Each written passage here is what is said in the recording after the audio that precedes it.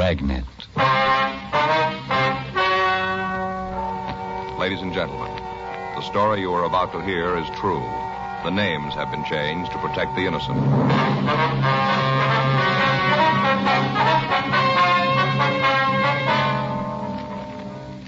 You're a detective sergeant. You're assigned a robbery detail. 3 hold-up men have robbed and beaten 2 supermarket operators in your city.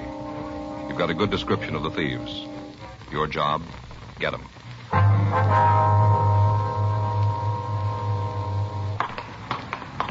It was Tuesday, November 3rd. It was cold in Los Angeles. We were working the day watch out of robbery detail. My partner's Frank Smith. The boss is Chief of Detectives Thad Brown. My name's Friday.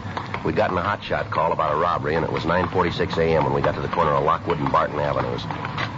The Lockton Market. Officer back there. Yeah. Friday and Smith, Central Robbery. Oh, yeah, I'm Jackson, Unit 3A7. You answered the call? Yeah, we got here a couple of minutes ago. Where's the victim? Back room there. He's pretty bad off. Ambulance attendant's with him now. Mm-hmm. My partner's checking the neighborhood. If there's nothing you need me for, I'll give him a hand. Yeah, make a 211 report for you, Lee, will you? Right. Thank you. Looks like there was quite a fight. Yeah, stuff all over the place. Come on. What do you got in that bottle? It sure stinks. Yeah, you got to clean up these cuts. So try to hold still, huh? Ow! Hey, take it easy, huh? Yeah, something you want? We're out of Central Robbery. Is this the victim? Yeah, a couple of cuts, nothing serious. Tell him about Andy. He's the one who really got it. Who's Andy? Yeah, the clerk. Pretty rough. Looks like it might be a fractured jaw. He's in the truck now. Now, let me get this tape on you now, huh? Ow. That should do it. Might be a good idea if you saw your doctor. Yeah, what about Andy? We're going to take him down to Georgia Street Receiving. You going to call me and let me know about him? It might be better if you called them. Yeah, okay. I see you guys, huh? Yeah, right. Yeah. Thanks. Yeah, sure. Boy, that one guy really clouded me. Hurt. Mm-hmm. Wonder if you feel up to telling us what happened here. 3 of them. 3. Came in and held up the place. Clouded me and Andy. Sure hope he's going to be all right. What's your name, sir? Cliff Hall. You own the store, do you? No, me and Andy run it, though. We'd like to buy it. What time did these men come in? Must have been around 9:30, around in there. Did you give the officers who answered the call a description of the men? Yeah, that was the first thing they asked me. Go ahead, please. I was getting the money ready for the bank deposit. Andy was back here stacking bottle cases. These 3 guys came in. First off, I thought they were customers. Yeah. A couple of them walked to the back of the place. I thought they were picking out stuff. The other one kind of stood around by the cash register where I was. Go ahead.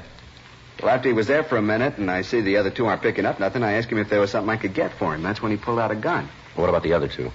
Oh, it worked like they had some kind of signal. As soon as the one in front pulled his gun, the other 2 did too. The fellow asked me to put all the money in a paper bag. Got the bag from up in front there. Took it right out of the stack and handed it to me. Said for me to put the dough in it. You recall his exact words? What? The way he said it, the words he used. You recall them? Let me see. I think it was, put all the dough in this bag. Don't say anything. Just do as I say. That was the way he said it. What'd you do then? Like he said. He had that gun pointed right at me. I could see the other 2 guys. I wasn't going to do anything but what he told me. I put the money in the bag. Mm-hmm. I thought they'd leave the place, but that's when Andy came out. I guess he wondered what the other 2 were after. You see, from where he was, he couldn't see the guns. Oh. He walked out to them, asked if there was anything special they were looking for. Mm-hmm. What happened then? Well, then he saw what was happening. He saw the guns, and he tried to throw the guys out. I don't know why he did it. Andy's like that. He gets an idea in his head, and there isn't anything that'll shake it loose. He tied into those 2 guys, almost had them whipped, too, even with the guns. The guy that was with me saw what was going on and yelled back at him, told him not to shoot. He ran back and laid his gun alongside Andy's head. Oh, clouded him right along in here. Mm-hmm. Andy dropped like a sack of potatoes, and the 3 guys ran out of the store. How much money did they get, you know? I hadn't finished up with a bank statement yet. I'd just be guessing, but I'd say about $8,000. Might run to 8.5, but that's about it. I see. Now, if you could just give us a description of the men. All 3 of them? If you could, yeah. The one who was with me must have been about 5'11", kind of dark-complected, had straight black hair. What color were his eyes? Brown. You have any marks or scars you could see? No. Clean shaven?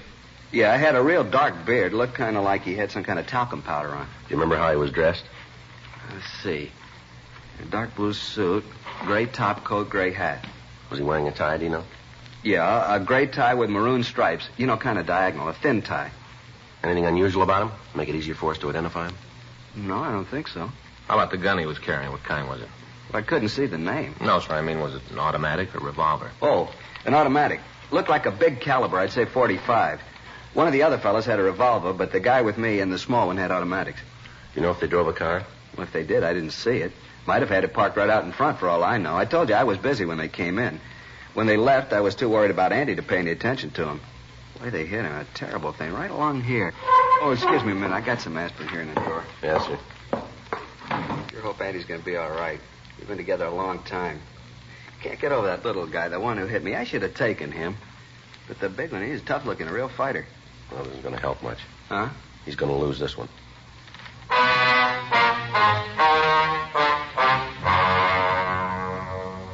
We got the descriptions of the other two men, and a supplementary local broadcast was gotten out.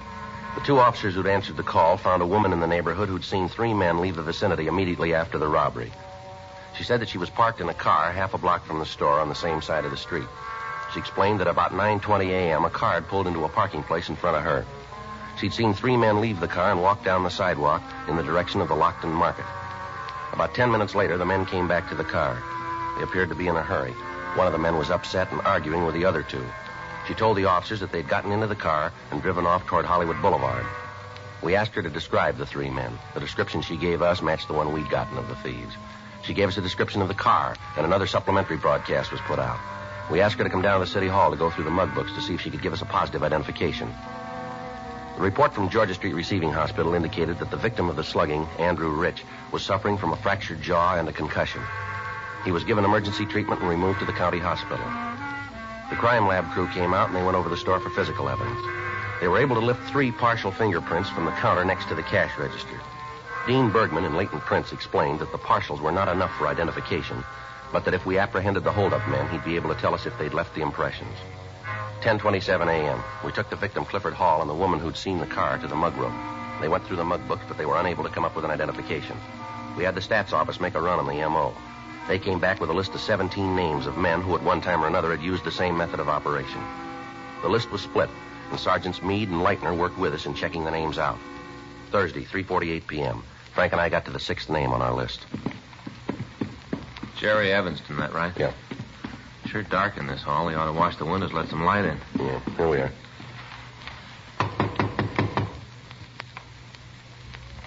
Might not be in. Yeah, we'll try it again. Now let's talk to the manager. Yeah. Yeah? Who is it? Manager, we want to see you a minute.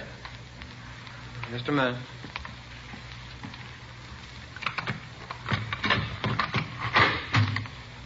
What do you want? I was asleep. Come on, Evanston, open up. Yeah, we can get out of here. Police officer. Come on. Watch it, Joe. All right. All right, come on, Evanston, get up.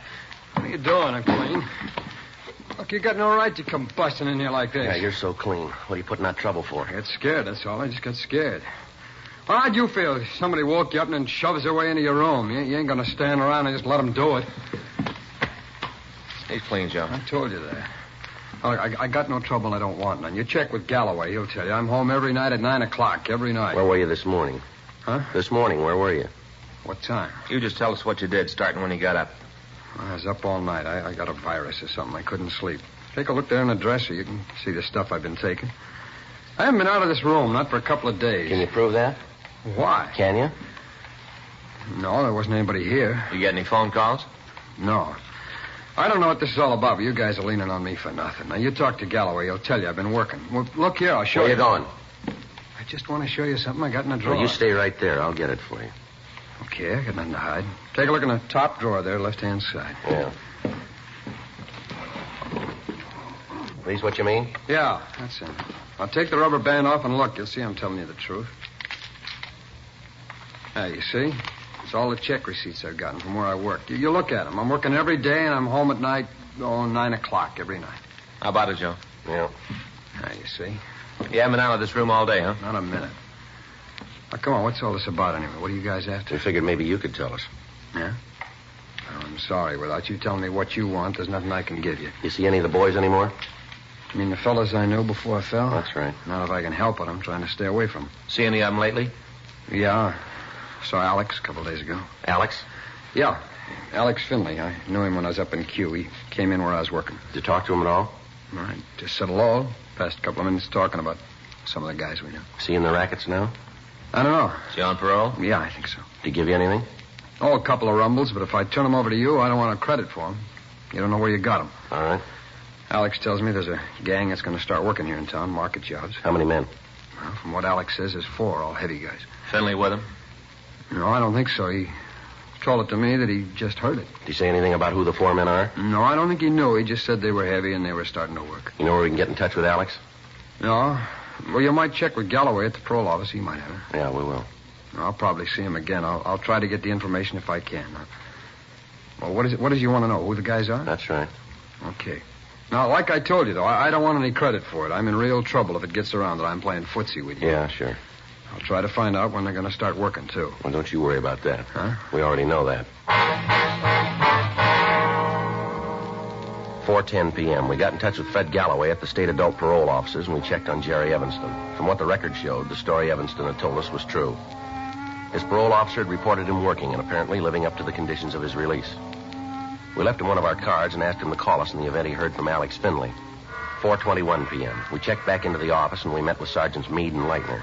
They told us that they'd checked out the names on their half of the list without result. We sent a teletype up to George Brereton, CII, Sacramento, giving him the description of the holdup men and listing the M.O. that they'd used. We asked him to run the information through their files and forward any information they came up with. 5:19 p.m.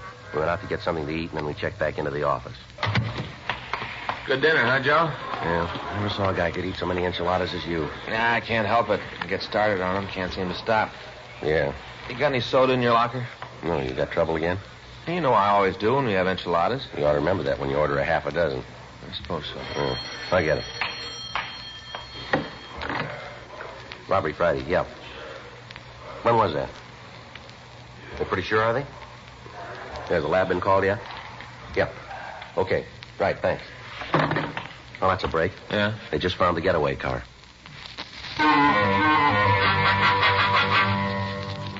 6:47 p.m. We left the office and drove out to where the car had been found. It was parked on Lockwood Avenue, 5 blocks from the market that had been robbed. The radio car officers who'd spotted it had called the office immediately when they saw a brown paper bag in the back seat bearing the printed name, Lockton Market. A crew from Leighton Prince came out and went over the car. They were able to come up with a single print from a man's index finger. Bergman compared it with the parcels found at the market. They matched. We checked the white slip in the car and found that the vehicle was stolen. The report on it had been filed at 10:37 a.m. that morning. We talked with the people in the immediate vicinity, but none of them were able to tell us anything about the people who'd parked the car. However, we did come up with an elderly man who told us that he'd seen 3 men get into another car at about 9:45 that morning. He said that he remembered it because the driver of the car had pulled into a parking space and stopped the motor. Another automobile had parked directly in front of the car, and the driver of the first machine had moved so that there was no one in front of him. The man went on to say that a few minutes after the driver pulled into the second parking place, 3 men had come around the corner, gotten into the car, and the 4 of them had driven off. The witness was unable to give us a description of the car other than to say that it was a late model Plymouth or Ford. The only description he could give us of the men was that one of them was large and was wearing a gray top coat and a hat, and that one of them was small. 8:40 p.m. Frank and I went back to the office and checked out for the night. The following morning at 8:02 a.m., I checked back in for work. Hi, Joe. Morning. Kind of cold out. Yeah. You look happy this morning. I didn't sleep a wink last night, Joe, not a wink. What's the matter? Stomach. Next time I even think about eating enchiladas, stop me, will you, Joe? Yeah, sure. Any mail come in? I don't know. I just got in. There's an ad here from that store over on West 6th. They're having their annual sale. Yeah? I want to try to get over there. I'd like to get me a new suit for Christmas. Yeah, there's a special delivery from Brereton. Huh. Probably those mugs we asked for. I'll see. Yeah, there's 6 of them. You want to get in touch with Cliff Hall? You can drive over and have him take a look at them. Yeah. You got any other pictures? Yeah, we can mix them up. I'll call Hall. Okay. I sure hope we get an ident. We haven't got much to go on. Well, there's got to be a break someplace. We got to find it. From what Finley said about the gang starting up an operation, doesn't sound like just one job. No? They start on a string, they can do a lot of damage. Well, it doesn't give us much choice, does it? No. We got to get to them. 8:27 a.m. Frank and I left the office and drove over to talk to the victim, Cliff Hall. We showed him the mug shots George Brereton had sent us. He picked one out and said that he was positive that the man in the picture was the one who'd held him up. The name on the mug shot was Harold Bishop. According to the record Brereton had sent us, Bishop had been convicted twice on violation of 211 PC, armed robbery.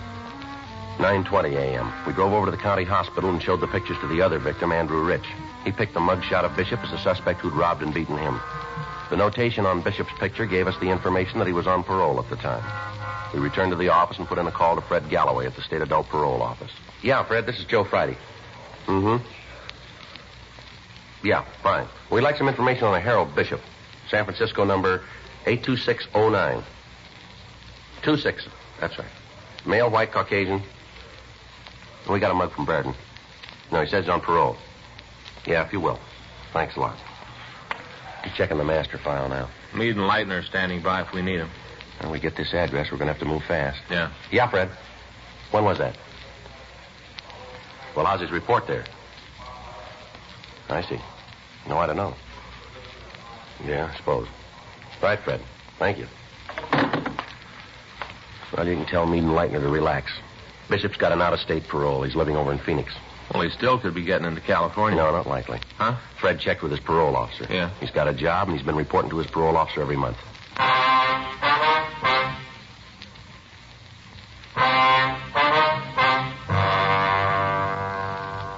We asked Fred Galloway at the state parole office to contact Bishop's parole officer in Phoenix and check him closely. The report came back that the suspect had a job with a small contractor and that he'd been working regularly. He'd also been giving monthly reports to his officer. We'd had a suspect identified by two of his victims, and yet if the information we'd gotten was correct, it would have been a physical impossibility for him to have committed the robbery. We got a copy of his jacket and looked over his past record. We found that Bishop had been arrested for armed robbery the first time 18 years previously. He'd been brought to trial and acquitted. The next arrest was 10 months after his trial. He'd been convicted and served 6 years at San Quentin. He'd been released, and within 6 months, Bishop had been picked up again. This time, he was sent to Folsom Penitentiary. While he was there, he appeared to be a model prisoner, and after serving 4.5 years, he'd been placed on parole. After leaving the prison, he'd requested and been granted an out-of-state leave. In checking Bishop's M.O., we found that it matched exactly that of the thieves who'd held up the Lockton Market. The time of approach was the same. The number of men used was the same. The method of leaving the scene was exact. We had a suspect, and yet he couldn't have committed the crime. 3 weeks passed. On Saturday, November 26th, the thieves hit again. In checking with the victims, they identified the mugshot of Bishop. We put in a long-distance call to the Phoenix Police Department and asked them to check on the suspect. We got word back that he was in their city. They told us that he wasn't at work due to a virus infection. They went on to say that they'd checked with his landlady and that she'd told them that Bishop hadn't left his apartment at all on the day of the theft. Monday, November 28th, we got our first break in the case. I'll get it. Robbery, Smith. Yeah. Oh, yeah, Jerry. Uh-huh. You sure about that? Where? Uh-huh. How about the rest of them? Yeah, just a minute. Toss me that pad, will you, Yeah, Joe? here you go. Okay, Jerry. Go ahead. Yeah. Mm-hmm. How do you spell it? L-A? L-E-A-H-Y? Uh-huh, I got it. Mm-hmm. You know the address? Yeah. Okay, thanks, Jerry. We'll get in touch with you. Right. Jerry Evanston, remember the guy we talked to over on South 7th? Yeah? Well, the way he tells it, we aren't too far off. How do you mean? He saw Bishop in town last Saturday.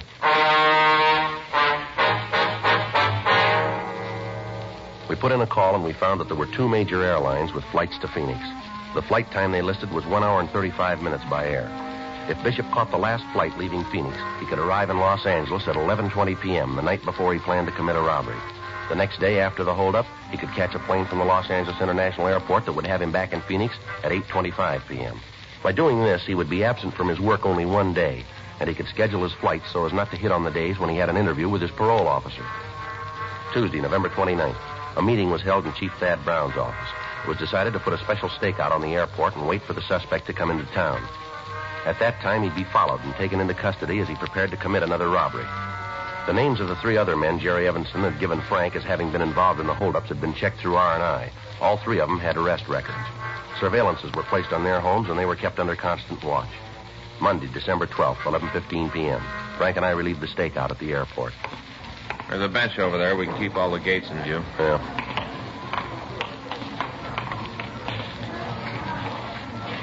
Wonder when he's going to hit again. I don't know. The last couple of weeks have sure dragged by, haven't they? Yeah. Anything on the other 3 guys? Well, I talked to Pinky Meade this morning. He and Leitner are staked out at Lay's apartment. How they doing? Nothing. They're parking the car down the street. From what they say, Lay's like a clock. He comes in at 5 a.m., leaves at 9 p.m. every day. You got a cigarette? Yeah. Here you go. Thanks. Joe. Yeah. Bishop. Let's let him get outside. Yeah. Wonder if he's got any luggage. Well, they bring it up outside. We can wait for him there. All right, come on.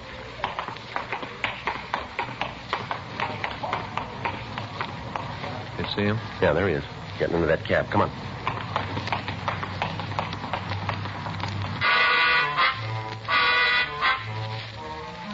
Frank and I got in our car and followed the cab taken by the suspect. We followed him out of the airport grounds and then up La Brea Avenue. The cab turned right on Washington Boulevard and headed for downtown Los Angeles. We pulled up to a stoplight. Still got him? Yeah, he's still up ahead, in front of that blue Mercury. See him? Yeah. You got the number of the cab? Mm-hmm. 2974. There's the light. All right, let's go.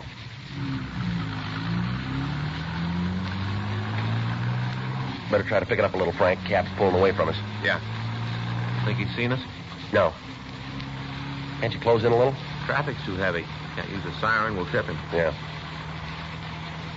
Still see him? Yeah. There's a break. Guy ahead's making a right turn. Now we're right behind the cab. Yeah. I'll close in now. Good. Watch it, Frank. That guy pulling out of the alley. Hold on.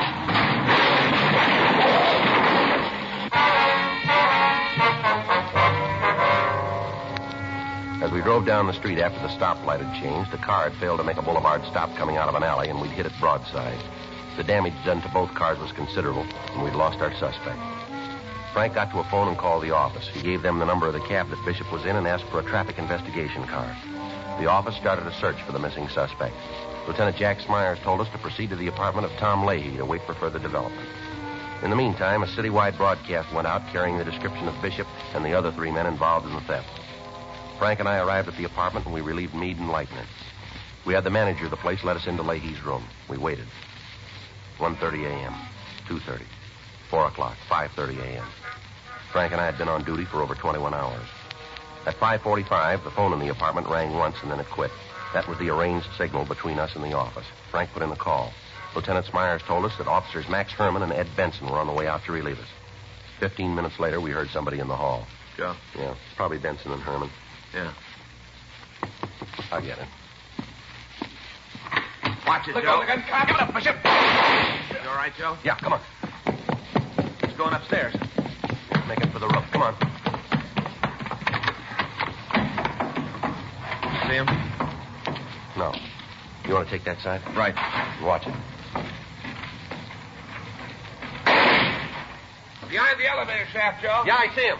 Get away from me, cop. You're in trouble, Bishop. Don't build any more for yourself. I got nothing to lose. They nail me again. I'll be up at the joint for life. Don't cost no more to kill you. There's no way off this roof, Bishop. Throw that gun out here and you follow it. You're out of your mind, cop. Give it up, Bishop. Now, come on, throw that gun out. I'm going out, cop. You try to stop me, I'll blow your head off.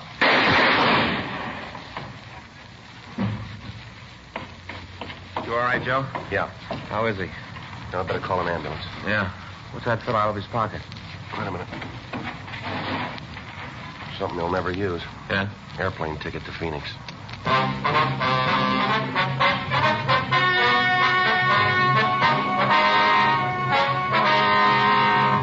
Albert Martin Kruger, Harold Nelson Bishop, Thomas Nagel Leahy, and Charles Everett Lee were taken into custody and brought to trial for 2 counts of robbery in the first degree.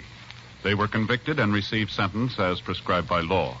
Robbery in the first degree is punishable by imprisonment in the state penitentiary for a period of not less than 5 years. Because of his previous record, Thomas Nagel Leahy was given the maximum sentence and is now serving life imprisonment in the state penitentiary, Folsom, California. Dragnet is a presentation of the United States Armed Forces Radio Service.